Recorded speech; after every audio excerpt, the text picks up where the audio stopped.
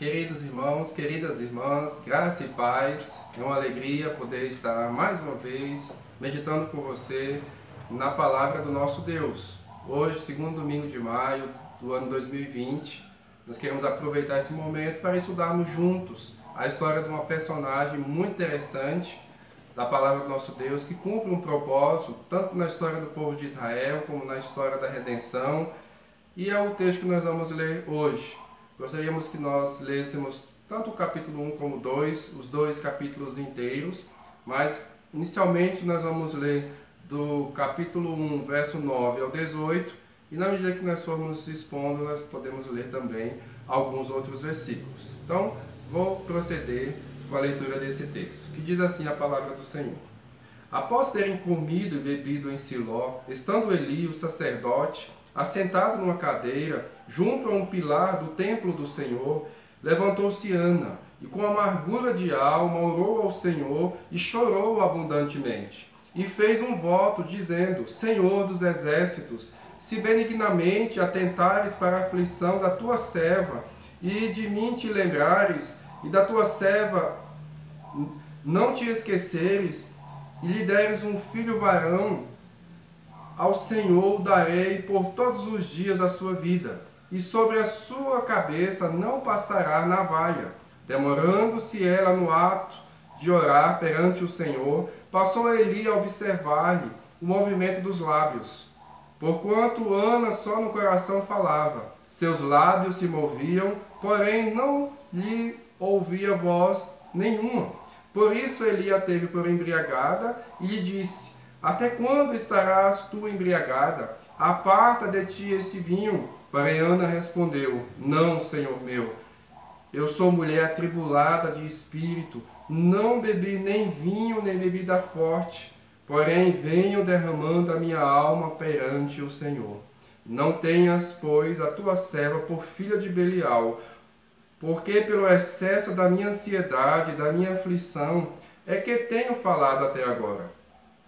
Então lhe respondeu Eli: Vai-te em paz, e o Deus de Israel te conceda a petição que lhe fizeste. Verso 18, e disse ela: Ache a tua serva mercê diante de ti. Assim a mulher se foi seu caminho, e comeu, e o seu semblante já não era triste. Essa é uma história muito conhecida de todos nós, dessa personagem que tornou-se, na sequência aqui do nosso texto, a mãe de um grande homem de Deus e que teve um papel muito importante na história de Israel. Os versos anteriores, no capítulo 1, do verso 1 até o 7, esse livro já começa dizendo que Eucana, o marido de Ana, era tanto casado com ela como uma outra mulher chamada Penina. Penina tinha filhos e Ana não os tinha. Anualmente, Eucana levava sua família para cultuar, para adorar a Deus na cidade chamada Siló. E todas as vezes que isso acontecia, Penina aproveitava dessa oportunidade para zombar, para afrontar e dizer que ela era uma pessoa incapaz de gerar filhos. Se no nosso tempo é uma dificuldade muito grande para uma mulher administrar a dificuldade ou a sua esterilidade, naquela época de Israel ainda era muito mais. Nós vemos que da descendência de Noemi, Deus levanta um resgatador, parente seu, para casar-se com a sua nora, que tinha ficado viúva do seu marido, e assim foi dado sequência à família de Noemi. E daí vem, como a palavra do nosso Deus nos fala, não é? O Jessé, e na sequência nós temos o seu filho conhecido, que é Davi. Então, nós vemos aqui uma grande dificuldade que aquela mulher tinha, justamente porque ela não podia ter filhos. Não é? A sua situação era dramática, a sua situação era angustiante, ela estava realmente passando por uma luta muito grande. O texto aqui, como eu disse, do verso 1 até o verso 7, melhor dizendo, do verso 8, vai nos mostrar que, embora ela não tivesse filhos, o seu esposo, Eucana, ele dava múltiplos sacrifícios, melhor dizendo, múltiplos sacrifícios a Deus por ela, porque ele amava. E realmente o seu amor, como ele falou, ele valia mais do que como se fosse de 7 filhos. Então realmente ela era uma pessoa muito amada, mas o fato de não ter filhos trazia uma angústia muito grande ao seu coração. E a primeira coisa que aprendemos aqui, amados, nesse texto, já partindo assim para lições para as nossas vidas, lições para as mulheres nesse Dia das Mães, é muito importante a gente frisar que ela fez a coisa certa. A sua angústia não deixou com que ela se tornasse uma pessoa cética, uma pessoa com a ironia no seu coração, uma pessoa que desconfiava, suspeitava de Deus. Pelo contrário, a Bíblia diz que ela, mesmo assim, sabendo de tudo o que iria acontecer com ela, da zombaria, né, daquilo que a esposa do seu marido pudesse fazer com ela naquele contexto, a Bíblia ali nos diz que ela, mesmo assim, foi. E assim ela se demorou na presença do Senhor. E aqui a primeira lição que aprendemos é essa, a questão da oração, a prática da oração. Ana derrama a sua vida, ela realmente abre o seu coração, ela fala de tudo que realmente estava angustiando a sua alma. E assim o sacerdote Eli, ao vê-la nessa situação, orando, sem sair palavra da sua boca, suspeitou que ela estivesse embriagada de alguma forma, e ela falou: de forma nenhuma, não me tenhas como uma filha de Belial, pelo contrário, eu estou aqui colocando diante do Senhor a minha situação de amargura, a minha situação de tristeza, a ansiedade do meu coração. Não só as mães, mas eu creio que não também só as mulheres, mas todos nós que somos servos de Deus, devemos sempre, nas situações mais angustiantes das nossas vidas, colocar a nossa vida diante do Senhor. E ao ouvir esta situação de Ana, quando Eli a procura, conversa com ela, tendo essa desconfiança de que ela estivesse embriagada, a palavra do nosso Deus é que nos fala que Eli diz para ela que Deus possa ouvir e atender a sua oração, que Deus possa ouvir o seu pedido, possa ouvir a sua angústia. E ela realmente diz aqui no texto que nós acabamos de ler, no verso 18, ache a tua serva mercê diante de ti. E assim a mulher se foi a seu caminho e comeu, que ela estava sem comer, nós vimos nos versos anteriores, no início desse capítulo, e o seu semblante já não era mais triste. E ela faz um voto diante de Deus a Eli. Ela diz: se conseguisse, se Deus abençoasse com um filho varão, ela iria consagrar o seu filho totalmente para Deus. E a palavra do nosso Deus nos diz que no ano seguinte, na festa seguinte, ela já estava agora com o seu filho no colo. Ela preferiu não ir para aquele momento de adoração que o povo de Israel normalmente naquele tempo ia lá em Siló. Mas a palavra do nosso Deus, ela nos fala que ela havia dito que iria consagrar, ela ia ser fiel e abnegada no voto que ela havia feito ao Senhor. E de fato isso aconteceu. Ela esperou que o menino pudesse ser desmamado, não sei precisar quantos anos, é difícil a gente saber isso, né? Hoje em dia as mulheres desmamam com menos de 2 anos, algumas no máximo com 3, com raras exceções mais um pouco, mas ele era ainda uma criança. E realmente ela falou: quando ele já estiver desmamado, eu vou levá-lo até a presença de Deus e vou entregar ao sacerdote Eli para que ele possa cuidar e prepará-lo para o serviço, a consagração à obra de Deus. Então, em primeiro lugar, nós aprendemos a respeito da prática da oração, de colocar todas as nossas angústias, nossas dificuldades, as nossas lutas diante do Senhor. Foi isso que aquela mulher fez. Em segundo, se fizermos votos ao nosso Deus, e nós fazemos votos quando nós professamos a nossa fé, quando somos batizados, de servir a Deus com todo o nosso coração, com a nossa vida, e agora a sequência disso é que Deus exige de nós fidelidade e abnegação das nossas vidas. Em terceiro lugar, esse texto aqui nos ensina e nos fala de uma forma maravilhosa, que Ana, ela justamente, depois de Deus ouvir a sua oração, de lhe dar um filho, ela agora tem um espírito de gratidão ao Senhor. Não é? Boa parte do capítulo 2 é uma oração de Ana. Ela louva, ela glorifica, ela agradece a Deus pela sua fidelidade, pelas suas bênçãos, por ouvir as orações, pelos seus planos maravilhosos que fogem à nossa alçada, ao nosso conhecimento. Então ela estava ali agora glorificando e agradecendo a Deus. Nos ensina também, queridos e queridas irmãs, que nós precisamos ter esse mesmo espírito grato.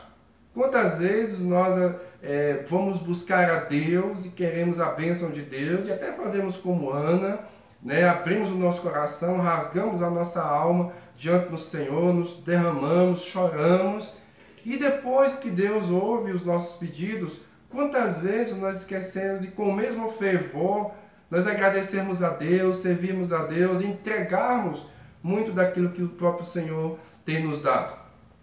Eu mesmo já ouvi pessoas que estavam ali intercedendo por um trabalho, por uma bênção, por um sonho que ela tinha. E infelizmente, alguns que eu conheço, depois que conseguiram, se afastaram de Deus.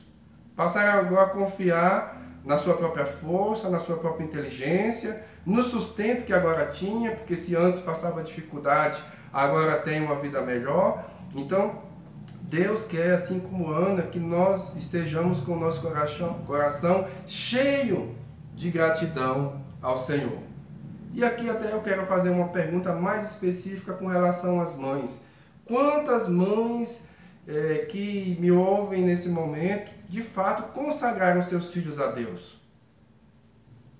Às vezes nós queremos consagrar os nossos filhos a Deus, mas que nós pedimos para que vá tudo bem, para que ele seja livre do mal, para que ele possa estudar, para que ele possa se capacitar, para que ele possa passar numa faculdade e depois futuramente ter uma boa profissão, um bom emprego e tenha uma qualidade de vida boa. Não é nada de errado com isso. Mas isso, queridos, às vezes é um pensamento muito secularizado, um pensamento muito humanista, muito voltado para as coisas aqui de baixo, para as coisas daqui da terra.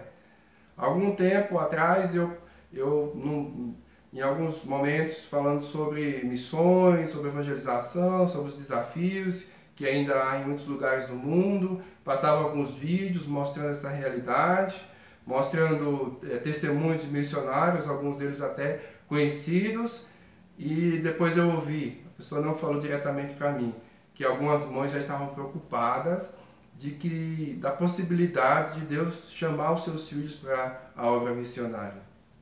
E eu creio, queridos, que ao ouvir isso, me fica uma pontada de muita tristeza, de nós pensarmos que se dedicar para fazer a obra do Senhor é algo secundário, é algo irrelevante, é algo que não tem importância nenhuma.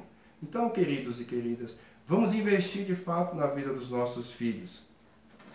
Mas não podemos esquecer jamais do aspecto espiritual. Vamos agradecer, vamos suplicar a bênção de Deus sobre eles, vamos suplicar o livramento, vamos pedir realmente que eles tenham a capacidade, a inteligência realmente para buscar os seus sonhos, mas jamais desvencilhados de buscar aquilo que realmente a vontade de Deus e o propósito de Deus, que não é somente quando Deus se revela, como alguns querem, né, que isso aconteça, mas cumprir os propósitos que já estão revelados e bastante claros na sua própria palavra.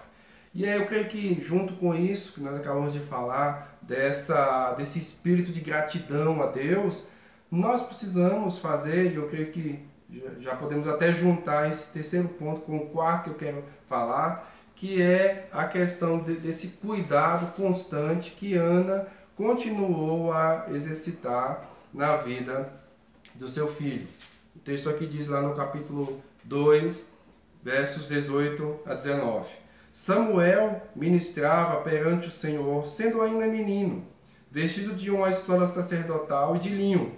Sua mãe lhe fazia uma túnica pequena e de ano em ano lhe a trazia quando com seu marido subia a oferecer o sacrifício anual. Então havia realmente a estola sacerdotal, mas por baixo da estola havia uma túnica. E o texto aqui nos fala que anualmente, mesmo Ana distante do seu filho, Samuel, ela estava com certeza com seu coração lá onde ele estava, junto com o sacerdote Eli. Ela estava pensando, ela estava cuidando, estava planejando para esse dia tão aguardado de poder reencontrar novamente com o seu filho. E a cada ano que seu filho crescia, ela fazia uma nova túnica. Isso aqui, queridos, nos ensina a respeito do cuidado, do zelo espiritual que as mães sempre devem ter com seus filhos. Eu creio que a maioria das mães tem. Alguns acham que porque simplesmente casaram e de fato constituíram outra família, deixa pai e mãe, vão agora vir conviver com as suas esposas e com os seus maridos, mas jamais a Bíblia diz que é para os filhos deixarem de honrar o pai e a mãe. Os pais devem agora ter um devido cuidado para não entrar onde não é devido, no casamento, na família dos seus filhos, mas jamais a Bíblia nos mostra, e o exemplo das nossas próprias vidas até hoje, que não é necessário esse cuidado, esse zelo que realmente Ana teve aqui com o seu filho Samuel. Então ela cuidava, ela zelava e ela queria estar ali juntamente com o seu filho. Então aqui, queridos, antes de a gente partir para o aspecto final que eu quero destacar, nós vimos algumas coisas acontecendo nesse texto. Nós vimos a prática da oração, Ana suplicando a Deus para que realmente viesse a dar os seus filhos, e eu tenho certeza que há muitas irmãs em Cristo e tantas outras mulheres que têm esse desejo de ainda se tornarem mãe, e eu creio que nós devemos exortar a continuarem orando, suplicando a Deus, porque na vida dessas mulheres da Bíblia, o que ocorreu foram milagres da parte de Deus. Nós vemos aqui esse exemplo que é marcante da vida de Ana, mas nós vemos também na vida de Sara, já com 90 anos de idade, Deus lhe dá o seu primeiro filho e único, Isaac, que se torna pai de Jacó, que se torna o Israel, e dali vem as 12 tribos, né, que adentraram na terra prometida e formaram assim o povo. Nós vemos no Novo Testamento também o último dos profetas. Samuel é o primeiro profeta, em termos de ofício. Ele foi o último juiz e o primeiro profeta. E aí no Novo Testamento nós vemos na vida de João Batista, ele sendo o último dos profetas do Antigo Testamento. E a palavra do nosso Deus diz que a situação dele foi um pouco semelhante à situação da mãe. Aqui no caso Ana e do pai Elcana. A Bíblia fala que Isabel também já estava numa idade avançada, quando por milagre de Deus ela veio alcançar e veio a ter o seu filho, que foi um grande homem, como o Senhor Jesus diz, não houve um homem nascido de mulher, um profeta nascido de mulher, tão importante, né, com tanta relevância como foi João Batista. Então, nós precisamos orar. Nós precisamos, assim como Ana, exercer a fidelidade e a autonegação, quando ela cumpriu seus votos diante do Senhor e entregou seu filhinho, ainda criança, para a obra do nosso Deus. Em terceiro, nós vemos esse espírito de gratidão. Depois você pode ler o Cântico de Ana, no capítulo 2, do 1, na verdade, até o verso 10. Nós vemos ali ela, como Maria fez, né, de uma forma um pouco semelhante. Maria também fez um cântico, né, a Bíblia fala do cântico também de Simeão no Novo Testamento, que é esse cântico de exultação, de glorificação, porque Deus ouviu a oração, e não somente isso, não é só uma questão pessoal. Quando você lê a Bíblia, não é só uma questão pessoal. Os milagres não é somente pessoais. Essa bênção que a pessoa recebe e não tem mais nada a ver. Os milagres são para mostrar o propósito salvador de Deus, a missão de Deus de querer salvar, o propósito redentor, assim como foi na vida dessa mulher que foi Ana. E assim nós precisamos também ter esse espírito de gratidão e continuar com os cuidados, né, e as oportunidades que Deus vem a dar, não só as mães, mas também os pais, em relação aos seus filhos. E esse personagem, como eu disse, ele se tornou o último juiz de Israel. Nós finaliza o livro de Juízes, entra o livro de Ruth, e aí na sequência vem o livro de Samuel. Então Samuel ainda é o último dos juízes de Israel. Então nós vemos aqui como ele foi muito abençoado por Deus. Depois ele, como eu já comentei, se torna o primeiro profeta dos israelitas. Ele foi aquele que organizou o serviço do tabernáculo, 1 Crônicas 9, 22 e outros capítulos de 1 Crônicas. Os israelitas se arrependeram por causa das repreensões desse filho da Ana, não é? Através das suas repreensões e advertências. Os filisteus foram derrotados por causa da intercessão e dos sacrifícios que Samuel realizou perante Deus. Infelizmente há um aspecto negativo na biografia desse Samuel, que os seus filhos eles se corromperam e julgaram a Israel, assim como também Elias, infelizmente seus filhos haviam se corrompido, e o próprio Samuel exortou Eli com relação a essa realidade que estava acontecendo, né? Então houve esse aspecto negativo. Mas é ele, o Samuel, que unge o primeiro rei de Israel, Saul. É ele que também renova o reino de Saul, quando nós vimos aqui em 1 Samuel, no capítulo 9, melhor dizendo, no capítulo 11. E também foi Samuel que reprovou Saul. Ele compreendeu que realmente ele se tornou ali desqualificado para esse ofício real. E no capítulo 16 de 1 Samuel, nós vemos ele ungindo Davi para ser rei. Foi Samuel que protegeu Davi quando este fugia de Saul. Capítulo 19 de 1 Samuel.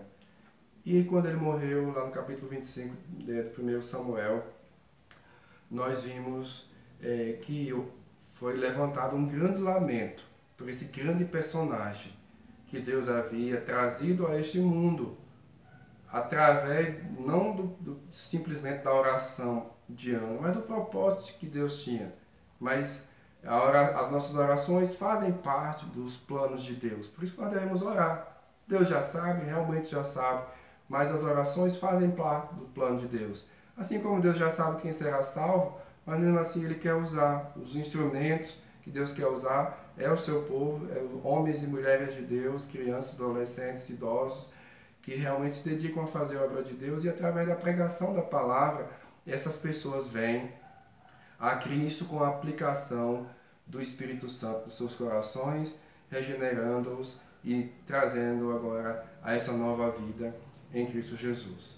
Então, queridas irmãs, queridos irmãos, que Deus muito os abençoe neste dia, a qual nós refletimos nessa história tão fantástica, tão maravilhosa, que é a história de Ana, né, com seus dramas, com suas lutas, que eu passo, que você passa, todos aqueles que vivem nesse mundo passa de alguma forma, mas que jamais venhamos a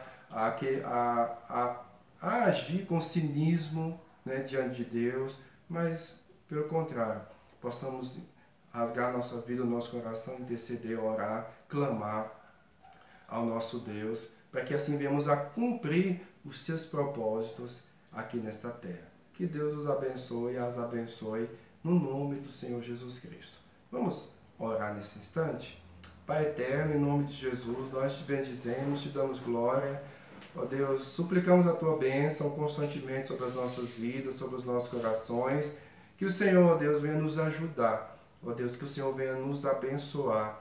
Que o Senhor venha, ó Deus, a nos fazer sempre estar aos teus pés como Ana, que mesmo passando por aquelas aflições, ó Deus, por aquelas humilhações constantes, e a amargura que se instalou também na sua alma, ó Deus, as ansiedades, que tudo isso nós aprendamos a colocar diante do Senhor, e que o Senhor venha fazer, ó Deus, a tua vontade nas nossas vidas. Venha abençoar as mães que estão nos ouvindo nesse momento. Ó Deus, vem ouvir o seu clamor. Ó Deus, muitas estão com seus filhos afastados do teu caminho. Ó Deus, que a tua graça seja abundante, que as tuas servas, ó Pai, em nome de Jesus, não venham a desanimar, não venham a esmorecer, como Jesus mesmo exortou sobre o dever de orar e nunca desanimar. Ó Deus, é assim que diz a tua palavra. Pai, em nome do Senhor Jesus, ouve a oração das tuas servas, ouve a oração dos teus servos, e assim como Ana, ó Deus, possamos ser fiéis nos nossos votos, ser fiéis nos nossos compromissos, abnegados. Ó Deus, possamos ter o nosso coração cheios de gratidão, ó Deus, e assim, ó Pai, nós venhamos a cumprir, ó Deus, a Tua vontade aqui nesse mundo, não somente com relação aos filhos, mas em todos os aspectos da nossa vida. Glorifica o Teu santo nome, ó Pai, em nome do Senhor Jesus. Amém. Amém, amados. Que Deus assim os abençoe e até uma próxima oportunidade, se Deus assim permitir.